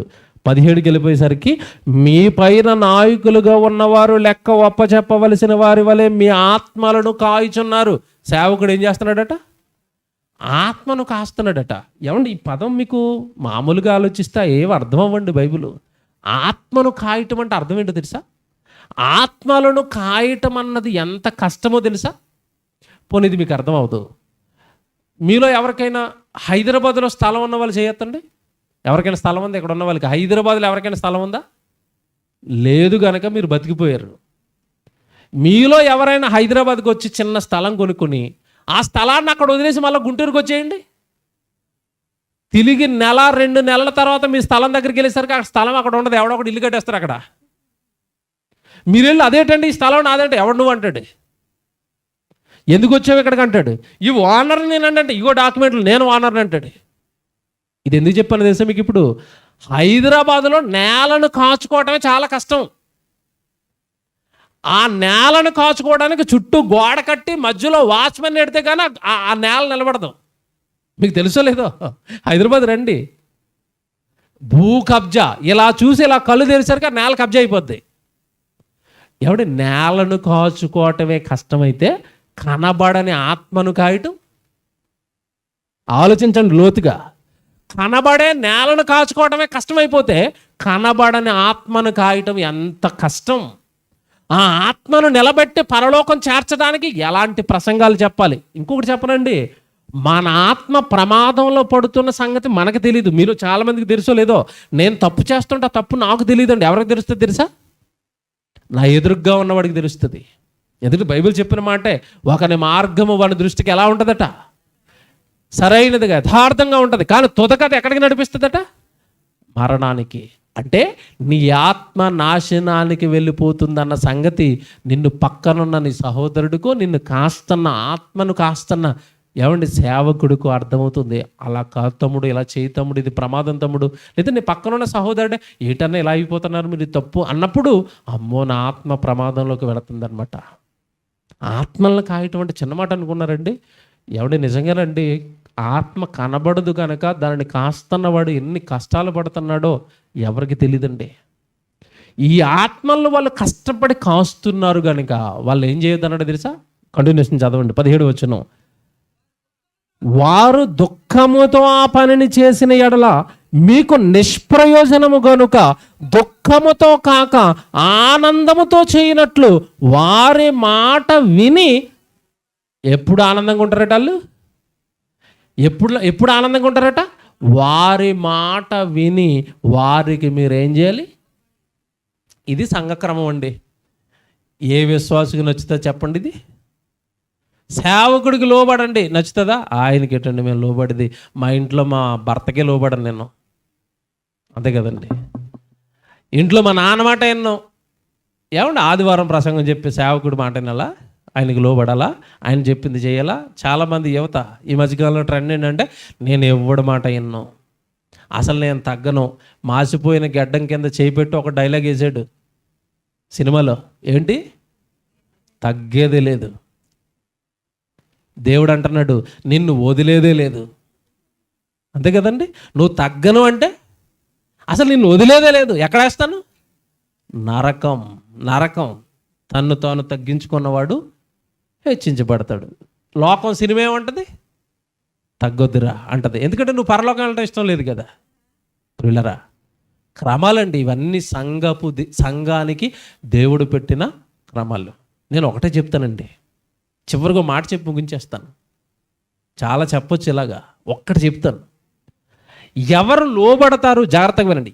ఎవరు లోబడతారు, ఇవన్నీ నా ఆత్మను కాస్తున్నాడు అన్న జ్ఞానం, నా ఆత్మను బతికించే వాక్యం చెప్తున్నాడు అన్న జ్ఞానం ఎవరిలోకి కలుగుతుందంటే, జాగ్రత్తగా వినండి, శరీర సంబంధంగా ఆలోచిస్తున్న వారిలో ఎవ్వరిలోనూ ఈ భావాలు కలగవు. మళ్ళా చెప్తున్నాను, జాగ్రత్తగా వినండి. మేజర్ పాయింట్ ఇది. ఇది ఒక్క విషయం మీ బుర్రకు అర్థమైతే మీ జీవితాలే మారుతాయి. శరీర సంబంధంగా ఆలోచిస్తున్నవాడు ఎవ్వడికి అర్థం కావండి. ఆత్మను రక్షించడం ఏంటి, ఆత్మకు సంబంధించిన ఆహారం ఏంటి, నరకం ఏంటి, నా ప్రయాణం తప్పిపోకుండా కాపాడటం ఏంటి, ఇది శరీర సంబంధులకు అర్థం కాదండి. ఆత్మ సంబంధులు మాత్రమే ఆత్మ సంబంధమైన సంగతులు గ్రహిస్తారు. అందుకే దేవుడు ఓ మాట చెప్తున్నాడు. నువ్వు క్రమంగా ఎప్పుడు నడుచుకుంటావో తెలుసా? ఒకసారి ఓ మాట చూడండి బైబిల్లో. గలతీ పత్రిక తీయండి, 5వ అధ్యాయం 25వ వచనం చూడండి. గలతీ పత్రిక 5వ అధ్యాయం 25వ వచనం. ఆ పదం చూసారా? దేనిని అనుసరించట? ఆత్మను అనుసరించి. అందుకే చెప్పాను ఇందాక నేను, మనము ఆత్మను అనుసరించి జీవించువారమైతిమా, ఆత్మను అనుసరించి క్రమముగాను నడుచుకొందుము. పైన ఇందాక నేను జ్ఞాపకం చేశాను కదా, ఆత్మఫలాలు ఎక్కడ ఉంటాయి? ఇదిగో దీనికి పైనే ఉంటాయి. మీకు తెలుసో లేదో, పైన మీరు ఏ వచనానికి 22కి వెళ్ళిపోయేసరికి ఆత్మఫలములు ఏమనగా ప్రేమ, సంతోషము, సమాధానము, దీర్ఘశాంతము, దయాలుత్వము, మంచితనము, విశ్వాసము, సాత్వికము, ఆశానిగ్రహము, ఇట్టి వాటికి విరోధమైన నియమం ఏదీ లేదు. క్రీస్తు యేసు సంబంధులు శరీరమును దాని ఇచ్చలతోనూ దురాశలతోనూ ఏం వేశారు? సిలువ వేస్తారని చెప్పి 25లోకి వెళ్ళేసరికి చెప్తున్నాడు, అయ్యో మీరు ఆత్మ ఫలాలు ఫలించాలి అన్నా, మీలో ప్రేమ ఉండాలన్నా, ఇదిగో లోబడే గుణం ఉండాలన్నా, దీర్ఘశాంతం ఉండాలన్నా, మంచితనం ఉండాలన్నా, సాత్వికం ఉండాలన్నా మీరు ఆత్మను అనుసరించి నడవండి. 25 అదే ఇప్పుడు చదవండి. 25 మనము ఆత్మను అనుసరించి జీవించే వారమైతిమా, ఆత్మను అనుసరించి క్రమముగా నడుచుకుందుము. ఇప్పుడు చెప్పండి, సంఘపు క్రమాలు ఎవరికి అర్థమవుతాయి? మీకు ఇప్పుడు బాగా అర్థమై ఉంటుంది. సంఘపు కట్టడ, సంఘపు నియమము, సంఘపు క్రమాలు ఎవరికి అర్థమవుతాయంటే శరీర సంబంధంగా ఆలోచించినంతకాలం అర్థం కావు. శరీర సంబంధంగా ఆలోచించడం ఏంటండి? బాధపడకండి, ఎవరిని ఉద్దేశించి చెప్పడం లేదు, మీకు అర్థం కాడని చెప్తున్నాను. చాలామంది అండి సంఘంలోకి వచ్చిన తర్వాత సేవకుడు వాక్యం చెప్తుంటే చాలామంది శరీర సంబంధులుగా ఆలోచిస్తారు. 7వ తరగతి చదువుకోలేదు, నాకేం చెప్తాడు వాక్యం అంటున్నాడు ఒక అతను. ఎంత ఉండేవారు ముందు? 500 మంది 150 మంది ఎందుకు అయిపోయారంటే తమ్ముడు చెప్తున్నాడు, నా పక్కనే ఓ తమ్ముడు పరిచయం అయ్యాడు సంఘస్థుడు. నేను మీటింగ్ వెళ్తే ఆ మీటింగ్ వచ్చాడు. అంటున్నాడు, అన్న మా సంఘం చాలా పాడైపోయిందన్న అన్నాడు. ఎందుకు తమ్ముడు? ఒకప్పుడు చాలా గొప్పగా ఉండేదన్న, 500 మంది సంఘం అన్న, ఇప్పుడు 150 మంది అయిపోయామన్నా. ఏమైంది తమ్ముడు అంటే, ఏమీ లేదన్న, పాస్టర్ గారిని మార్చేశారు అన్నాడు. నేను అన్నాను, అంటే మరి వచ్చిన పాస్టర్ గారు సరిగా వాక్యం చెప్పడం లేదని ఆయన అంటే, వాక్యం ఎందుకు చెప్పడన్నా, చాలా బాగా చెప్తాడన్నా, ముందున్న పాస్టర్ గారి కంటే ఈ పాస్టర్ గారే వాక్యం బాగా చెప్తున్నాడన్న. మరి వాక్యం బాగా చెప్తుంటే వీళ్ళకి ఏమైందని ఆయన అంటే, తక్కువ కులానికి సంబంధించిన సేవకుడు పంపారన్న. ఏటట? ఈ సంఘంలో ఉంటున్న వీళ్ళందరిది పెద్ద కులం అట, వచ్చిన పాస్టర్ గారు ఏ కులస్తులు వచ్చాడట? చిన్న కులానికి సంబంధించిన సేవకుడు వచ్చాడని సేవకుడి కులానికి అనుకుని ఆ తక్కువ కులస్తులు మాకు వాక్యం చెప్పడం ఏంటని వీళ్ళందరూ గుడికి మానేశారు. వీళ్ళు ఏ సంబంధాలు చెప్పండి ఇప్పుడు? వీళ్ళు మీకు అర్థమవుతున్నాయి నేను చెప్పేవి? ఆత్మ సంబంధులు మాత్రమే సంఘములో క్రమముగా నడుచుకుంటారు. మళ్ళీ చెప్తున్నాను, కులం చూడ్డాడు ఆత్మ సంబంధికి. ఎవడు ఆత్మ సంబంధులకు కులాలు చూస్తారా? ఆ ఎదురుగా ఉన్న వ్యక్తి ఏం చదువుకున్నాడు, ఏం బట్టలు వేసుకుంటున్నాడు, ఏమంటే ఎక్కడ ఉంటాడు, అతను ఏం తింటున్నాడు, పేదవాడా డబ్బున్నవాడా, ఇంగ్లీష్ వచ్చా, చూసేది సేవకుల్లో. ఎలా బ్రతుకుతున్నాడు దేవుడి కోసం, ఎంత కష్టపడుతున్నాడు దేవుడి కోసం, ఎలాంటి మంచి మంచి వాక్యాలు చెప్తున్నాడు, దానిని బట్టి కదండి ప్రేమ పెరగాలి, లోబడాలి. ఎవరు లోబడతాడు, ఎవడు క్రమంగా ఉంటాడు అంటే, మళ్ళా చెప్తున్నాను, ఆ వచనం మళ్ళా చదువుతారా? 25 మళ్ళా చదవండి. ఏమండి 25వ వచనం మళ్ళా చదవండి. మనము ఆత్మను అనుసరించి జీవించు వారమైతిమా, ఆత్మను అనుసరించి మనం ఎలా నడుచుకుంటాం? నాకు ఒకటి అనిపించిందండి, ఇప్పుడున్న విశ్వాసుల దగ్గరికి పేతురు గారు వచ్చి వాక్యం చెప్తున్నారు అనుకోండి, వీళ్ళు పేతురు గారిని ఏమడుగుతారు ఇప్పుడు? ఏమండి ఈ 500 మంది సంఘానికి, కింద చెప్పాను కదా, చెదిరిపోయిన సంఘానికి పేతురు గారిని పంపించాడు దేవుడు. పేతురు గారు వస్తే ఏమడుగుతారు వీళ్ళు? ఏ కష్ట బాబు, నువ్వు చేపలు పట్టుకుంటావు కదా, చేపలు పట్టుకుని నువ్వేంటి మాకేం వాక్యం చెప్తావు, బయటికి పో అంటారా అనరా? వీళ్ళు ఏ సంబంధులు చెప్పండి ఇప్పుడు? వీళ్ళు అదొక సంఘమా? అక్కడ క్రీస్తా? వాళ్ళు క్రీస్తు రక్తంలో కడగబడ్డారా? అందరికీ తండ్రి అయిన దేవుడు ఒక్కడేనన్న సంగతి తెలుసా? అందరూ ఆత్మలుగా పరలోకం వెళ్ళాలన్న సంగతి తెలుసా? ఏ సంబంధులండి ఈరోజు సంఘాలలో ఉన్న వాళ్ళు? ఏ సంబంధులు? శరీర సంబంధులు, కులము, గోత్రము, ఏమంటే చదువులు, ఉద్యోగాలు, సంపద, ఆస్తి, భాష, ప్రాంతం, ఎన్ని భేదాలండి సహోదరుడికి మధ్యలో. ఇవే భేదాలు. మీదే కులం, మాదే కులం. సంఘంలోనికి నేను చెప్తున్నానండి, ఈ మాట మీరు బాధపడిన పర్లేదు. సంఘంలోనికి వచ్చిన తర్వాత కులం అడుగుతున్నవాడు ఎలాంటి తెలుసండి? ఎలాంటి తెలుసా? సంఘములో వాడు ఒక గురుగు, సంఘాన్ని విచ్ఛిన్నం చేసే గురుగులు అంటాడు వాడు. సంఘ క్రమము తెలియనివాడు, సంఘం అంటే ఏంటో తెలియనివాడు.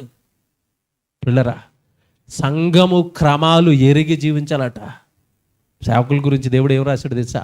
కొరింథీయులకు రాసిన మొదటి పత్రిక. ఇది ఒకటి చూడండి, ఇది చెప్పాలనిపిస్తుందండి. ఇలాంటి సందర్భాలు వచ్చినప్పుడు అసలు ఈ విశ్వాసులకు, సంఘంలో ఉంటున్న వారికి ఇవన్నీ తెలియాలి కదా, ఇవన్నీ తెలియక కదా పొరపాటు చేస్తున్నారు అనిపిస్తుంది. కొరింథీయులకు రాసిన మొదటి పత్రిక 4వ అధ్యాయం, ఏమండి మొదటి వచనం మీరు చూడండి. కొరింథీయులకు రాసిన మొదటి పత్రిక 4వ అధ్యాయం, ఏమండి మొదటి వచనం. ఇలాగున మేము క్రీస్తుకు సేవకులమనియు దేవుని మర్మముల విషయములో గృహ నిర్వాహకులమనియు ప్రతి మనుష్యుడు మమ్మును భావింపవలెను. పౌలు అంటున్నాడు, మమ్మల్ని మీరు ఎలా భావించాలో తెలుసా? దేవుని మర్మాలు మీతో చెబుతున్న దేవుని గృహ నిర్వాహకులము, దేవుని ఇంటిని నడిపిస్తున్న వాళ్ళము, దేవుడు నియమించుకున్న వాళ్ళమని మమ్మును మీరు ఏం చేయాలి? భావించండి. క్రమం. సేవకుడు దేవుని ఇంటివాడు, దేవుని గృహాన్ని సంఘాల్ని పరిపాలించే సేవకుడు అని భావించాలట. ఎంత బాగా చెప్తాడు చూసారా? ఏమన్నా ఇంకా కొన్ని చోట్ల అంటారండి, బైబిల్లో ఉన్నవి చెప్తున్నాను నేను. చాలా చోట్ల సేవకుడికి ఏదైనా చిన్న కానుక ఇచ్చినా, ఏదైనా సేవకుడికి ఏదైనా చిన్న మేలు చేసినా, సహాయం చేసినా, ఏదో మేము అతన్ని మేమే నిలబెట్టాం, అతను మేమే చూసుకున్నాం, అతను మేమే గొప్ప చేసాం. కొరింథీయులకు రాసిన ఇదే పత్రికలో 9వ అధ్యాయానికి రండి, జాగ్రత్తగా వినండి. అసలు సేవకుడికి మనం ఏమిచ్చినా అతని ఇస్తున్న వాక్యము ముందు నువ్వు ఇచ్చినవేవి నిలబడవన్నాడు. 9వ అధ్యాయం 14 వచనం చదవండి. 11 అండి, 9వ అధ్యాయం 11. ఏమండి? 9వ అధ్యాయం 11. కొరింథీయులకు రాసిన మొదటి పత్రిక 9:11 చదువుతున్నారు. మీ కొరకు, సంఘము కొరకు ఆత్మ సంబంధమైనవి మేము విత్తి ఉండగా మీ వలన శరీర సంబంధమైన ఫలములు కోరుకొనుట గొప్ప కార్యమా? చూసారు అలా చెప్పాడా? ఏమిస్తున్నారట మనకి సేవకులు? ఆత్మ సంబంధమైనవి. ఏమండి? జయశాలి గారు, తండ్రి గారండి, ఈరోజు మనకిచ్చిన వాక్యం ఏంటో తెలుసండి? ఆత్మ సంబంధమైనది. ఈలో మనం చాలామంది సేవకులం అయ్యామన్నా, చాలామంది బైబిల్ పట్టుకొని నిలబడుతున్నామన్నా, ఈరోజు మనం దేవుడి పని చేస్తున్నామన్నా, తండ్రి గారు మనకిచ్చింది ఏంటో తెలుసు? ఆస్తి ఏంటో తెలుసండి? ఆత్మ సంబంధమైన వాక్యము. దాని ముందు ఆయనకి ఏమిస్తే మనం రుణం తీరుతుంది? ఆ వాక్యాన్ని ఆయన దగ్గర నేర్చుకుని ఈరోజు సేవకులుగా ఏమన్నా మన కళ్ళ ముందుండి రాత్రి పగలు ఆయన నేర్పిన జ్ఞానమంతా మళ్ళీ పాఠాలుగా మనకి నేర్పిస్తున్న సేవకులకి మనం ఏమిస్తే వాళ్ళ రుణం తీర్చుకుంటామండి? ఏమిచ్చి రుణం తీర్చుకుంటాం? నేను తండ్రి గారిని మేము చూసినప్పుడల్లా ఆయన ఏమంటే మాట్లాడవండి, జయశాలి గారిని మేము చూసినప్పుడల్లా మనసులోంచి వచ్చే ఆలోచన ఒకటే, ఈయనే గనక పుట్టకపోతే, ఈయనే గనక మా జన్మ పరమార్థం చెప్పకపోతే, మేము జగత్తు పునాది వేయబడక మునిపే దేవుడు మమ్మల్ని కన్నాడు, దేవుడు పని కోసమని ఈయన నోట వాక్యాలు రాకపోతే, ఈరోజు మనమందరం కూడా ఏదో ఉద్యోగం చేసుకుంటూ, వ్యాపారం చేసుకుంటూ, చదువులు అనుకుంటూ, లోక సంబంధమైన ఏమంటే సంపదలు అనుకుంటూ ఎక్కడో ఒక చోట మన జీవితాలు నాశనం అయిపోయేవి. వాళ్ళు మనకేమిచ్చారట? ఆత్మ సంబంధమైనవి ఇచ్చినప్పుడు మనం ఏదో జస్ట్ శరీర సంబంధమైన ఫలాలు వాళ్ళకి ఇచ్చి మనం ఏదో చేసేసాం, ఏదో ఇచ్చేసామని చెప్పటం గొప్ప కార్యమా? అది గొప్పదా? వాళ్ళు ఇచ్చింది గొప్పదా, మనం ఇచ్చేది గొప్పదా? మీరు చెప్పండి. వాళ్ళు ఇచ్చింది మన ఆత్మను రక్షించేది, మనం వాళ్ళకి ఇచ్చేది జస్ట్ శరీరానికి ఉపయోగపడేది. శరీరం గురించి యేసుప్రభు ఏమన్నాడు చెప్పండి? ఆత్మయే జీవింపజేయుచున్నది, శరీరం కేవలం నిష్ప్రయోజనం అయిపోయి శరీరానికి చిన్నదిచ్చిన నువ్వెక్కడ? నీ ఆత్మ యుగయుగాలు నరకానికి వెళ్ళిపోకుండా రాత్రి పగళ్ళు వాక్యం చెప్తే నిన్ను పెంచుతున్న సేవకుడి కష్టం ఎక్కడ? పిల్లరా, క్రమం అండి ఇది, మర్యాద, సంఘ క్రమాలు ఇవి. సృష్టిలో క్రమం ఉంది, మనలో కూడా ఏముండాలంటున్నాడు దేవుడు? క్రమం. క్రమం. ఆత్మానుసారులు ఆత్మను అనుసరించి ఎలా నడుచుకుంటారట? క్రమంగా నడుచుకుందాం. కనుక సంఘంలో దేవుడు ఏముండాలని కోరుకుంటున్నాడు? క్రమము. సహోదరుల పట్ల క్రమము, సేవకుడి పట్ల క్రమము, మనల్ని సంఘంగా నిలబెట్టిన పెద్దల నుండి మనకు వస్తున్న సూచనలు, సలహాలు, నిర్ణయాలు పట్ల మనకేముండాలి? క్రమం. అది పాటించిన నాడు మన ఆత్మ క్షేమంగా ఉంటుంది.